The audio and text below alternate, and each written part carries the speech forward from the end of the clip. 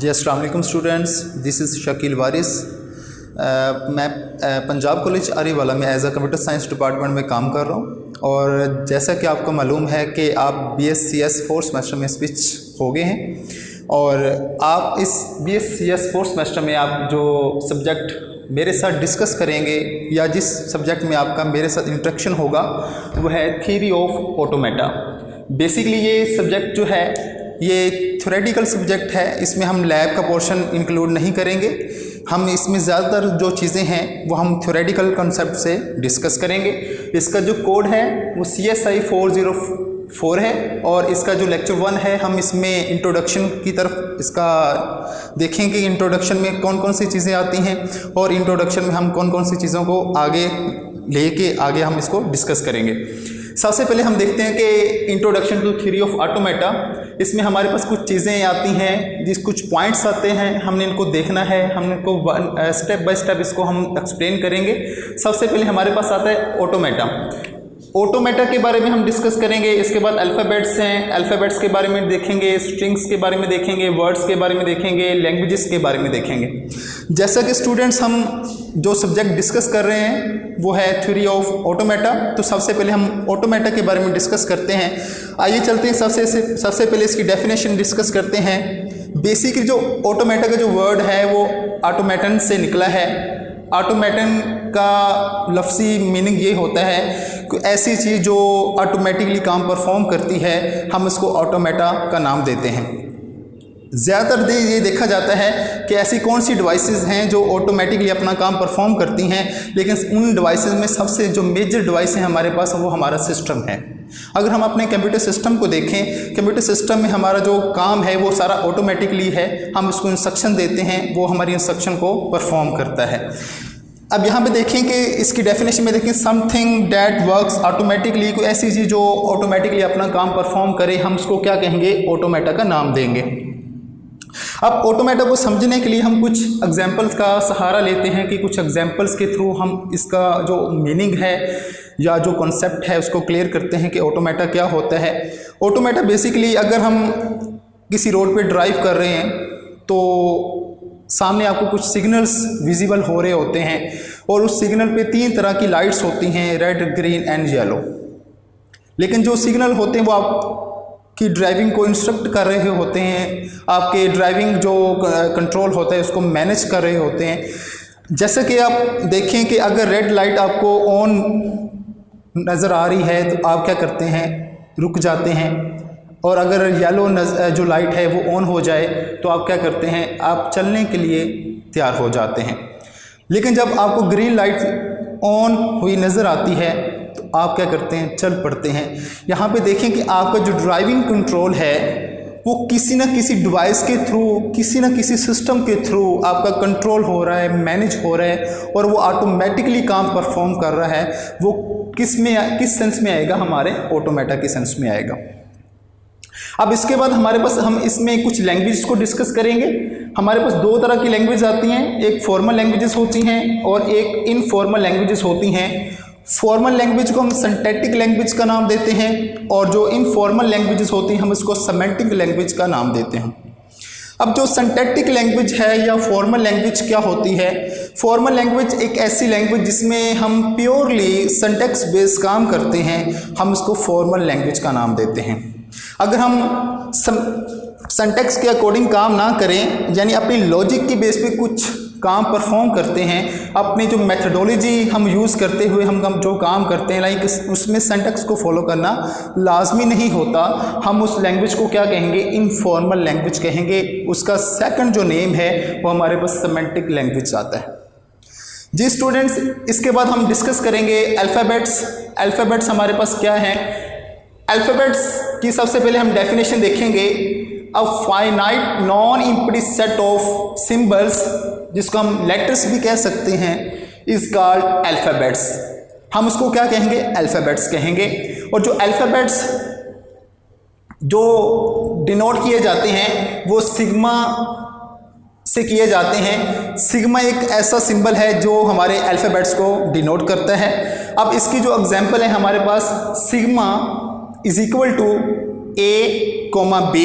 अब इसमें देखें कि ए कोमा बी हमारे पास एक सेट है और इस सेट में देखें हमारे पास लेटर्स हैं ए एंड बी। तो हमारे पास जो अल्फ़ाबेट्स होते हैं उसमें लेटर्स हो सकते हैं, उसमें डिजिट्स भी हो सकते हैं, उसमें स्पेशल कैरेक्टर्स भी हम यूज़ कर सकते हैं, लेकिन वो सारी चीज़ क्या कहलाएगी? सिंबल्स कहलाएगी। अब यहाँ पे हमने ये बात की थी कि हमारे पास जो डिनोटेड सिंबल होता है हम उसको सिग्मा कहते हैं, जो ग्रीक लेटर्स होता है लैंग्वेज का। अब यहाँ पे ये तो हमें इस चीज़ की इंडिकेशन कर रहा है कि यहाँ पे एक सेट है, यहाँ पे एक अल्फ़ाबेट है जो हम यूज़ कर रहे हैं, वो sigma is equal to A comma B. ये तो हमने लेटर्स यूज़ कर लिए। अब इसके नेक्स्ट देखें, यहाँ पे हमने डिजिट्स भी यूज़ किए हैं और उसका भी एक हमने सेट बनाया हुआ है। Sigma is equal to sigma is equal to 1,2। यहाँ पे देखेंगे 1 एक डिजिट है, 2 भी एक डिजिट है, इंटीजर डिजिट्स हैं। हमने इसका यूज़ किया और इसकी बेस पे हमने एक अल्फ़ाबेट का एक सेट बना दिया, यानी अल्फ़ाबेट या हम लेटर्स का हमने एक सेट बना दिया। यहाँ पे नेक्स्ट हमारे पास एक चीज़ और आती है कि हमारे पास जो सेट बनता है वो लाजमी नहीं है कि वो 2 लेटर्स या 2 सिंबल्स या 2 डिजिट्स या एक डिजिट पे मुश्तमिल हो। हमारे पास जो अल्फ़ाबेट्स होते हैं वो हमारे पास एक से ज़्यादा लेटर्स, एक से ज़्यादा डिजिट्स, एक से ज़्यादा स्पेशल कैरेक्टर्स पे भी मुश्तमिल हो सकते हैं। इट मीन्स डैट जो हमारे पास सेट होता है लाजमी नहीं है, शर्त है कि वो उसमें स्पेसिफिक लेटर्स हों। ठीक है, यहाँ पे ये चीज़ तो बताई गई है कि फाइनाइट है। फाइनाइट का मतलब होता है कि एक ऐसी चीज़ जो महदूद रेंज में हो, हम उसको फाइनाइट कहते हैं, लिमिटेड हो। लेकिन हमारे पास लिमिटेशन भी हम ये यूज़ करेंगे कि उसमें लेटर्स 2 से ज़्यादा भी हो सकते हैं। जैसे कि हमारे पास सेट आ रहा है sigma is equal to I comma J comma K. हमारे पास यहाँ पे कितने लेटर्स हैं? 3 लेटर्स हैं। इसके बाद स्टूडेंट्स हमारे पास जो कॉन्सेप्ट आएगा वो स्ट्रिंग का आएगा। जैसे कि ऊपर हमने अल्फ़ाबेट को डिस्कस कर लिया और अल्फ़ाबेट्स में हमने देखा कि लेटर्स यूज़ होते हैं, उसमें जो करैक्टर यूज़ किए जाते हैं, जो सिंबल यूज़ होते हैं, हम उसको लेटर्स का नाम देते हैं। लेकिन जब हम स्ट्रिंग की बात करते हैं तो स्ट्रिंग की जो डेफिनेशन है वो ये है कि concatenation of finite number of letters from alphabets, यानी वो लेटर्स जो हमारे पास फाइनाइट नंबर ऑफ लेटर्स आते हैं जो अल्फ़ाबेट से प्रोड्यूस होते हैं, अगर हम उनको मिला देंगे वो क्या बन जाएगी? स्ट्रिंग बन जाएगी। अब मिलाने का कॉन्सेप्ट कहाँ से आया? बेसिकली देखा जाए कि यहाँ पे एक वर्ड यूज़ किया गया है जिसका नाम क्या है? कंकैटिनेशन। कंकैटिनेट का मतलब होता है कि 2 चीज़ों को मिला देना। जब हम 2 लेटर्स को मिला देंगे तो वो क्या बन जाएगा? स्ट्रिंग बन जाएगी। तो इसकी डेफिनेशन में भी बेसिकली यहाँ पे लिखा हुआ है concatenation of finite number of letters from alphabets. वो सारे लेटर्स जो हमें अल्फ़ाबेट से मिलते हैं, रिसीव होते हैं, प्रोड्यूस होके हमारे पास आते हैं, अगर हम उनको यकजा कर देंगे, मिला देंगे, जोड़ देंगे एक दूसरे के साथ, वो क्या बन जाएंगे? स्ट्रिंग्स बन जाएंगी। इसकी जो एग्जाम्पल है हमारे पास, सबसे पहले हमने एक अल्फ़ाबेट लेना है, यानी एक हमारे पास सेट होना चाहिए sigma is equal to A comma B. अब इसकी बेस पे जो लैंग्वेज हमारे पास आएगी, जो लैंग्वेज की स्ट्रिंग बनेगी वो L is equal to L. हमारे पास यहाँ पे लैंग्वेज है और इस लैंग्वेज की जो स्ट्रिंग बन रही है वो ए कोमा ए बी कोमा ए और बी बन रही है, सोन। यहाँ पे देखिए हमारे पास जो लेटर्स थे वो ए कोमा बी थे, लेकिन जब हमने इसको मिला के जो स्ट्रिंग बनाई है वो हमारे पास ए आई है, ए बी आई है और हमारे पास डबल बी आई है। जब हमने लेटर्स को जोड़ दिया, कंकैटिनेट करवा दिया, तो हमारे पास क्या बनी? स्ट्रिंग बन गई। जी स्टूडेंट्स, इसमें एक और मोस्ट इंपॉर्टेंट जो चीज़ हम डिस्कस करेंगे वो ये है कि हमारे पास जो स्ट्रिंग होती है, ये तो हमारे पास ऐसी स्ट्रिंग है जिसमें वैल्यूज़ हैं, जिसमें लेटर्स हैं, और एक स्ट्रिंग हमारे पास एक ऐसी होती है जिसको हम नल स्ट्रिंग या हमारे पास उसको हम क्या कहेंगे? एक एम्प्टी स्ट्रिंग भी हो सकती है, जिसको हम एम्प्टी स्ट्रिंग या नल स्ट्रिंग का नाम देते हैं। अब इसको जो डिनोट करवाया जाता है वो लैम्डा के साथ करवाया जाता है, जो कि ग्रीक लेटर है। अब एम्प्टी या नल स्ट्रिंग का कॉन्सेप्ट क्या होता है, एक ऐसी स्ट्रिंग जिसमें कोई वैल्यू ना हो, जिसमें कोई लेटर ना हो, हम उसको क्या कहेंगे, लैम्डा या नल स्ट्रिंग, और उसको या एम्प्टी स्ट्रिंग का नाम देंगे जिसमें आपका लैम्डा यूज होगा। अब यहाँ पे हमारे पास एग्जांपल ये है कि sigma is equal to lambda, हम इसको क्या कहेंगे, लैम्डा का नाम देते हैं जो कि एक ग्रीक लेटर है। अगर हमारे पास सेट में लैम्डा आ जाए तो इसका ये मतलब होता है कि यहाँ पे कोई वैल्यू नहीं है, तो ये स्ट्रिंग क्या कहलाएगी, नल स्ट्रिंग कहलाएगी या एम्प्टी स्ट्रिंग कहलाएगी। इसके बाद जो हमारे पास जो फोर्थ नंबर पे जो कॉन्सेप्ट आ रहा है वो हमारे पास स्टूडेंट्स वर्ड्स का है। वर्ड्स क्या होते हैं, वर्ड्स बेसिकली स्ट्रिंग्स होते हैं। वर्ड्स और स्ट्रिंग्स जो लैंग्वेज से बिलोंग कर रहे होते हैं, हम उन चीज़ों को क्या कहते हैं, वर्ड्स कहते हैं। ठीक है, अब अगर इसकी एग्जांपल लें तो हमारे पास एक लेटर है x, sigma is equal to x, ये हमारे पास एक लेटर है। अगर हम इसकी लैंग्वेज जनरेट करें, लैंग्वेज जनरेट हम क्या करते हैं, कुछ हमारे पास डिस्क्रिप्टिव फॉर्म होती हैं और कुछ हमारे पास शॉर्ट फॉर्म में जो लिखी जाती हैं वो हम उसको डिस्क्रिप्टिव फॉर्म या शॉर्ट फॉर्म इसका नाम देते हैं। हमारे पास जो आती है x की पावर n है, ठीक है, और कोमा, और हमने आगे क्या किया हुआ है, n इज इक्वल टू 1 2 3। अब n इज इक्वल टू 1 2 3 का क्या मतलब है कि हम x की जो पावर बनाई हुई है n, ये वाली जो है, हम n में कोई भी वैल्यू स्टोर कर सकते हैं, n की कोई भी वैल्यू ले सकते हैं। तो हम n की कोई भी वैल्यू अज्यूम कर लें, लाइक अगर हम 1 करते हैं तो यहाँ पे 1 आ जाएगा, अगर हम 2 करते हैं तो 2 आ जाएगा, यहाँ पे अगर हम 3 करते हैं तो यहाँ पे हमारे पास 3 आ जाएगा। यहाँ पे हमारे पास क्या है, हम उसकी n की वैल्यू को यूज़ कर लेंगे। सोन ये हमारे पास एक स्ट्रिंग जनरेट हो जाएगी वर्ड्स की बेस पे। हमारे पास जो स्ट्रिंग जनरेट हो रही है वो ये वाली। ये तो सारा कॉन्सेप्ट था वर्ड्स का। अब इसमें एक और नोट है कि हमारे पास एक मोस्ट इंपॉर्टेंट जो चीज़ हमें पता होनी चाहिए वो ये है कि all words are string but not all strings are words, कि सारे वर्ड्स जो स्ट्रिंग हो सकते हैं, लेकिन उसमें एक चीज़ है कि सारी जो स्ट्रिंग है वो वर्ड्स नहीं हो सकते। अब सारे वर्ड्स तो स्ट्रिंग हो जाएं, लाइक अगर हमारे पास ये वाले जो वर्ड्स हैं वो स्ट्रिंग तो हो गए, लेकिन जो स्ट्रिंग्स हैं सारी इससे जनरेट होने वाली वो वर्ड्स नहीं हो सकती। इस बात का क्या मतलब है, इस बात का ये मतलब है कि वो जो हमारे पास स्ट्रिंग्स जनरेट हुई हैं, हो सकता है उसके जो वर्ड्स हों वो किसी लैंग्वेज से बिलोंग ना करते हों। हम इसलिए कहते हैं कि सारे वर्ड्स स्ट्रिंग हो सकते हैं लेकिन सारे स्ट्रिंग्स वर्ड्स नहीं हो सकते। तो यहाँ पे देखें कि यहाँ पे इसके अंदर एक और कॉन्सेप्ट आएगा जिसमें हम ये चीज़ डिस्कस कर लेंगे कि ऐसे कौन से वर्ड्स होते हैं जो लैंग्वेज से बिलोंग करते हैं, वो क्या कहलाते हैं, या ऐसे अल्फ़ाबेट जो लैंग्वेज से बिलोंग करते हैं वो क्या कहलाते हैं, जो बिलोंग नहीं करते, जो इररेलेवेंट होते हैं, हम उनको क्या कहते हैं। बेसिकली यहाँ पे 2 तरह के अल्फ़ाबेट्स होते हैं, एक वैलिड अल्फ़ाबेट होता है, एक इनवैलिड अल्फ़ाबेट होता है।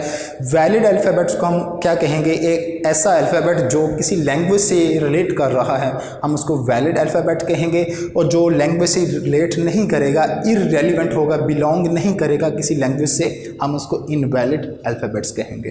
अस्सलाम वालेकुम स्टूडेंट्स, अभी तक हमने जो वर्ड्स तक डिस्कस किया था, अब वर्ड्स के बाद हम देखते हैं कि हमारे पास जो टॉपिक आ रहा है वो लेंथ ऑफ स्ट्रिंग है, कि इसमें हम ये चीज़ डिस्कस करेंगे कि जो हमारे पास स्ट्रिंग जनरेट होती है उसकी लेंथ कैसे डिफाइन की जाती है।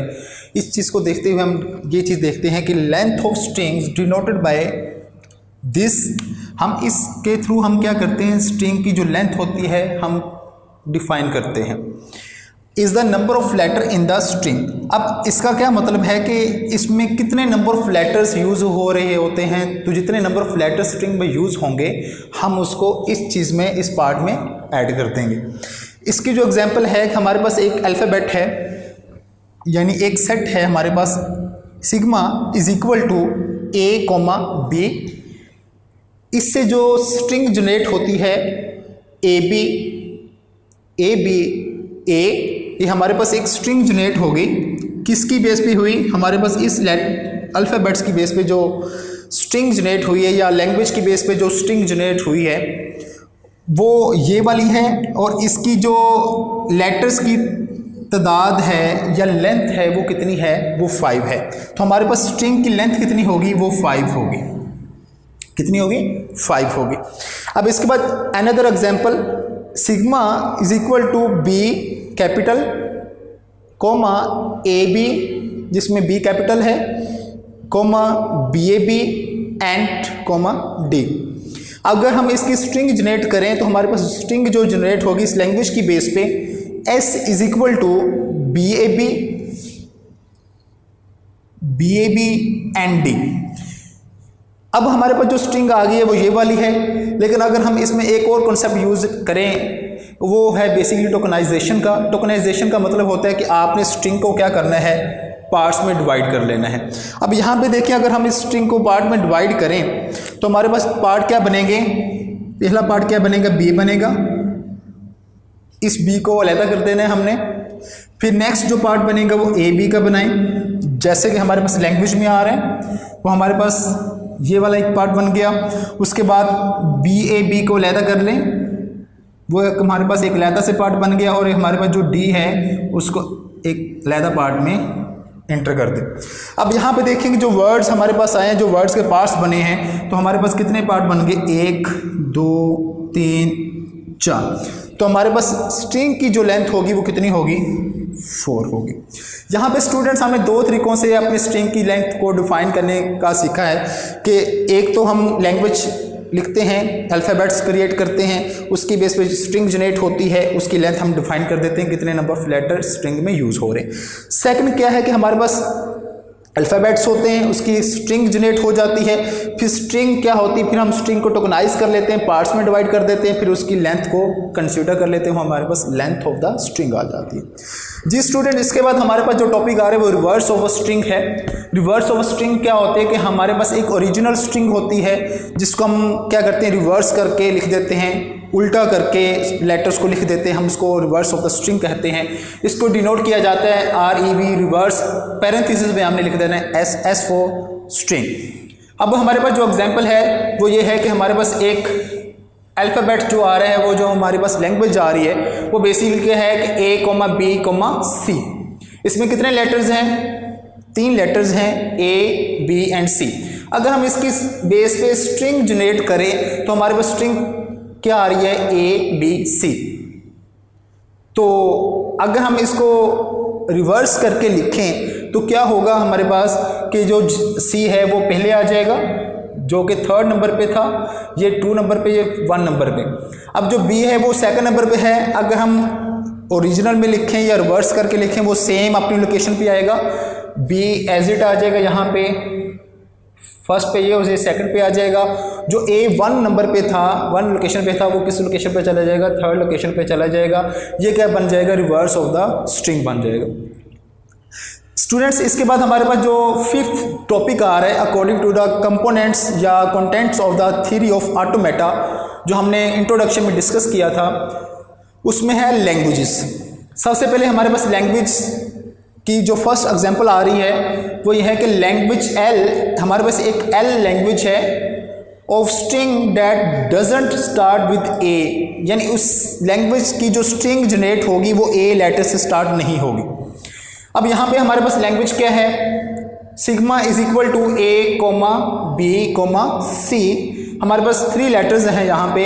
अगर हम इस लैंग्वेज की स्ट्रिंग जनरेट करते हैं तो हमारे पास यहाँ पे देखें कि हमारे पास फर्स्ट में क्या आ रहा है, B आ रहा है, फिर क्या आ रहा है, C आ रहा है, फिर BC, फिर BA, फिर CA। तो यहाँ पे आप देखें, गौर से देखें कि यहाँ पे हमारे पास जो स्ट्रिंग जनरेट हो रही है वो इसके अकॉर्डिंग हो रही है, इस कंडीशन को कंप्लीट कर रही है, फुलफिल कर रही है। यहाँ पे कंडीशन क्या लगी थी कि आपने वो स्ट्रिंग जनरेट करनी है इस लैंग्वेज की जो A लेटर से स्टार्ट ना होती हो।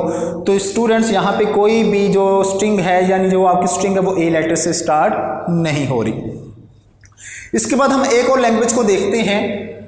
अब हमारे पास जो लैंग्वेज आ रही है वो इवन लैंग्वेज है। इवन लैंग्वेज का मतलब होता है कि आपके पास जो लेटर्स की तादाद है वो इवन नंबर में आनी चाहिए।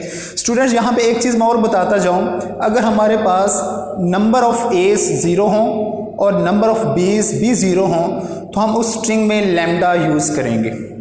जैसे कि हमने लैम्डा नल स्ट्रिंग का हमने इससे पहले डिस्कस कर लिया है, जो डिनोट किया जाता था लैम्डा ग्रीक लेटर से। तो अगर हमारे पास नंबर ऑफ़ एज जो है हमारे पास ये वाले वो भी ज़ीरो हों और नंबर ऑफ़ जो बीज हैं वो भी ज़ीरो हों तो हमारे पास क्या यूज़ होगा स्ट्रिंग में, लैम्डा यूज़ होगा। अब हमारे पास जो लैंग्वेज बन रही है वो sigma is equal to A comma B, यानी हमारे पास लैंग्वेज में कौन से लेटर्स आ रहे हैं, ए कॉमा बी आ रहे हैं। और इससे जो लैंग्वेज की स्ट्रिंग जनरेट होगी वो ये देखें कि इसमें जो लेटर है स्ट्रिंग में लैम्डा यूज़ होगा, क्योंकि मैंने अभी बताया कि नंबर ऑफ़ एज ज़ीरो और नंबर ऑफ़ बीज ज़ीरो होंगे तो लैम्डा यूज़ होगा। अब यहाँ पे देखें कि हमें ये देखना है, ये चेक करना है कि यहाँ पे जो स्ट्रिंग जनरेट हुई है वहाँ पे एज एंड बीज इवन फॉर्म में है। अगर तो एज एंड बीज इवन फॉर्म में होंगे तो हमारी कंडीशन कंप्लीट हो जाएगी यहाँ पे, यानी हमारी जो लैंग्वेज हम यूज़ करें वो ठीक है। यहाँ पे देखें कि हमारे पास जो ए है वो इवन है, बी भी इवन है। अगले वाले पे चले जाएं पार्ट पे, ए इवन है, बी इवन है, जो बी है वो भी क्या है, इवन है। यहाँ पे देखें जो ए की लेंथ है वो भी इवन है, बी की लेंथ भी इवन आ रही है। सेम एज इट चले जाएं, डबल बी है ये भी इवन है, आगे डबल ए यानी 4A ये भी क्या है, इवन है। तो ये हमारी जो इवन लैंग्वेज है यहाँ पे वो कंप्लीट हो चुकी है। अब इसके बाद जो अनदर लैंग्वेज हम डिस्कस करेंगे उसका नाम है इक्वल लैंग्वेज। अब इक्वल भी सेम एज इट इवन की ही तरह होती है। Equal number of a's and equal number of b's, लेकिन इसमें थोड़ा सा ये होता है कि उसमें इवन की बेस पे काम किया जाता है, लेकिन यहाँ पे इक्वालिटी की बेस पे काम किया जाता है। क्योंकि स्टूडेंट यहाँ पे देखेंगे, अगर यहाँ पे मैं एग्जांपल लूँ कि हमारे पास जो स्ट्रिंग है वो ए बी है, ये तो ठीक है जैसे कि मैंने स्ट्रिंग में लिखा हुआ है। अगर यहाँ पे ए बी लिखूँ ये भी ठीक है, लेकिन यहाँ पे अगर हम इसकी बेस पे काम करें तो यहाँ पे ये वाली कंडीशन फॉल्स होती है, क्योंकि इवन में 0 2 4 6 की बेस पे काम होता है। लेकिन यहाँ पे जब इक्वल लैंग्वेज को डिस्कस करेंगे तो यहाँ पे इसका ये मतलब होगा कि आपने इक्वल लेटर लेने हैं, जितने नंबर ऑफ एज होंगे उतने नंबर ऑफ बीज होने चाहिए। तो यहाँ पे हमारे पास एक लैंग्वेज है ए कॉमा बी, तो इससे जो लैंग्वेज की स्ट्रिंग जनरेट हुई है तो यहाँ पे भी हमारे पास क्या यूज़ हो रहा है, लैम्डा यूज़ हो रहा है, क्योंकि number of a's and number of b's 0 हो तो लैम्डा यूज़ होगा। अब यहाँ पे देखें कि हमने ये चेक करना है कि यहाँ पे इक्वालिटी फॉर्म आ रही है या नहीं आ रही। तो हम इसको चेक करते हैं कि हमारे पास जो पहला जो वर्ड है या स्ट्रिंग है हमारे पास वो क्या है, ए बी। यहाँ पे ए भी एक बार है, बी भी एक बार है, यानी ये ठीक है। यहाँ पे अगले पे चले जाएं, ए 2 बार ए है, 2 बार क्या है, बी है, ये भी ठीक है। सेम एज इट यहाँ पे ए बी है, एक बार ए यूज़ हुआ, एक बार बी यूज़ हुआ, सेम एज इट एक बार ए एक बार बी, यानी ए भी 2 हैं और बी भी 2 हैं। तो यहाँ पे हमारे पास जो इक्वल लैंग्वेज है वो ठीक कंसीडर की जाएगी। अब इसके बाद फैक्टोरियल लैंग्वेज के बारे में डिस्कस करते हैं कि फैक्टोरियल लैंग्वेज क्या होती है। स्टूडेंट्स, आपने C++ में लूपिंग स्ट्रक्चर में हमने ये डिस्कस किया था कि हम किसी प्रोग्राम में फैक्टोरियल लेते हैं किसी भी नंबर का, हम उसका फैक्टोरियल 3 का लेना चाहते हैं, 4 का लेना चाहते हैं, 5 का लेना चाहते हैं, 6 का लेना चाहते हैं। ये हमारी रिक्वायरमेंट्स की बेस पे काम करता है। सेम एज इट हमारे पास फैक्टोरियल लैंग्वेज है जो सिंगल लेटर पे काम करेगी।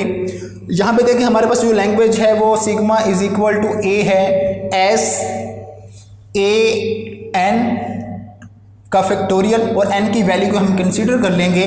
जो भी वैल्यू कंसीडर करेंगे a उतनी बार आ जाएगा। लाइक अगर हमने n की वैल्यू 1 कंसीडर करी है तो 1 का फैक्टोरियल 1 आता है। अगर हम 2 कंसीडर कर लें 2 का फैक्टोरियल क्या आएगा, 2 आएगा। अगर हम 3 कंसीडर कर लेंगे तो 3 का फैक्टोरियल कितना आता है, 6 आता है। तो ये इस तरीके से हमारे पास जो लैंग्वेज है फैक्टोरियल की वो कंप्लीट है। अब इसके बाद डबल फैक्टोरियल में क्या है कि डबल फैक्टोरियल में बेसिकली स्टूडेंट्स देखें कि यहाँ पे डबल लेटर्स पे काम होगा।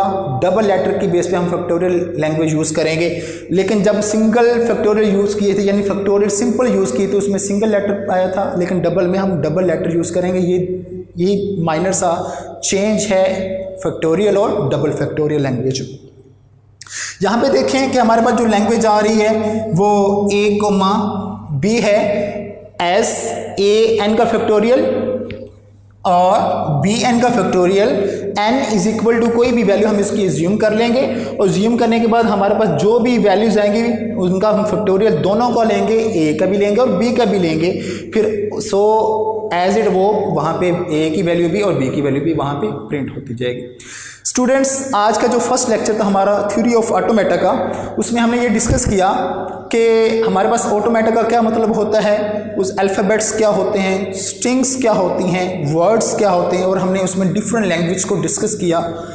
स्टूडेंट्स, इस लेक्चर में आपको कोई भी कन्फ्यूजन हो तो आप डिस्कशन लेक्चर में आप डिस्कस कर सकते हैं और अपने ये जो क्यूरीज़ होंगी आप कमेंट्स में भी मेंशन कर सकते हैं। तब तक के लिए खुदा हाफिज़।